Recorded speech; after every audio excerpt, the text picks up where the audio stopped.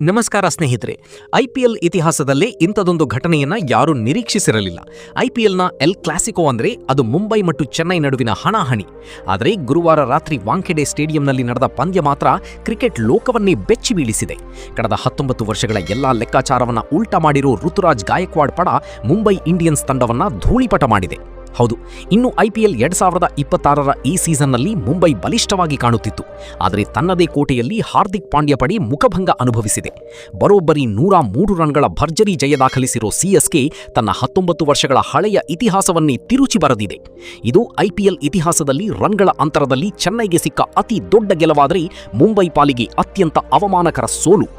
ಇನ್ನು ಪಂದ್ಯದ ಹೈಲೈಟ್ಸ್ ನೋಡುವುದಾದರೆ, ಮೊದಲು ಬ್ಯಾಟಿಂಗ್ ಮಾಡಿದ ಚೆನ್ನೈ ತಂಡ ಸಂಜು ಸ್ಯಾಮ್ಸನ್ ಅವರ ಅಜೇಯ 101 ರನ್ಗಳ ಶತಕದ ನೆರವಿನಿಂದ 208 ರನ್ಗಳ ಬೃಹತ್ ಗುರಿ ನೀಡಿತು.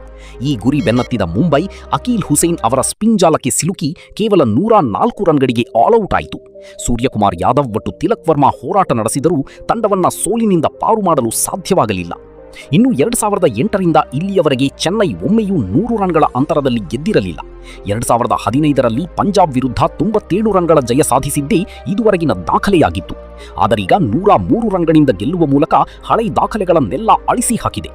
ಒಟ್ಟಿನಲ್ಲಿ ಐಪಿಎಲ್ ರಣರಂಗದಲ್ಲಿ ಚೆನ್ನೈ ಸೂಪರ್ ಕಿಂಗ್ಸ್ ತನ್ನ ಆಧಿಪತ್ಯವನ್ನ ಮತ್ತೊಮ್ಮೆ ಸಾಬೀತುಪಡಿಸಿದೆ.